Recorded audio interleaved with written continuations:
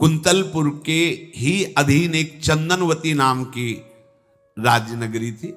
वहां के राजा थे, उनके पुत्र नहीं हो रहा था, तो उन्होंने बहुत से दान पुण्य यज्ञ आदि किए। गृहस्थी धर्म में पुत्र ना होना एक बहुत अमंगल सूचक होता है। पितरों को पिंडदान करना, तृप्ति करना और गृहस्थ परंपरा को आगे बढ़ाना, पुत्र ऐसा। और जिसके गृहस्थ धर्म में होते हुए पुत्र नहीं होता, उसे शास्त्रों में लिखा पुत्र नाम के नरक की भी प्राप्ति होती है ऐसे। पर अगर वही गृहस्थ जिसके पुत्र नहीं हुआ और बाल कृष्ण को अपना पुत्र मानकर उनकी सेवा करे तो परम पदवी को प्राप्त हो जाए। संतान नहीं हुई तो दोनों विरक्त होकर वृंदावन वास करो, भजन करो, श्री जी को प्राप्त हो जाओ। पर अगर गृहस्थ में है तो पुत्र की कामना बड़े बड़ों को देखी गई, क्योंकि ऐसा सिद्धांत है। जब दशरथ जी महाराज चक्रवर्ती सम्राट, जब उनकी भी बहुत अवस्था हो गई, पुत्र नहीं हुआ तो व्याकुल हो गए और वशिष्ठ जी के चरणों में जाके बैठे कि सब कुछ है, पुत्र ना होने के कारण हमारा हृदय व्याकुल रहता है। उन्होंने श्रृंगी ऋषि को बुलाकर पुत्रष्टि यज्ञ करवाई, जिससे भगवान 4 रूपों में प्रकट हुए, राम लक्ष्मण भरत शत्रुघ्न। तो कुंतलपुर सम्राट पद, चंदनवती राज्य राजा, जैसे प्रदेश और दिल्ली में बैठे हुए जो प्रधानमंत्री राष्ट्रपति वो बादशाह, जो दिल्ली का अधिकार वो बादशाह, और ऐसे छोटे छोटे जो राज्य हैं उनको राजा। तो ये चंदनवती के राजा कर दिया करते थे, प्रत्येक राजा को कर देना होता था, बादशाह को।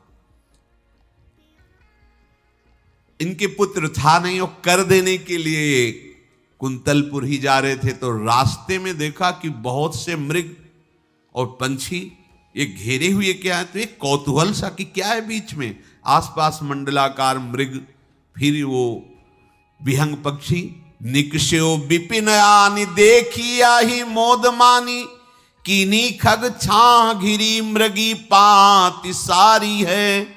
दौरी के निशंक लियो पाय निधि रंक जियो, कियो मन भयो सो बधायो श्रीहु वारी है।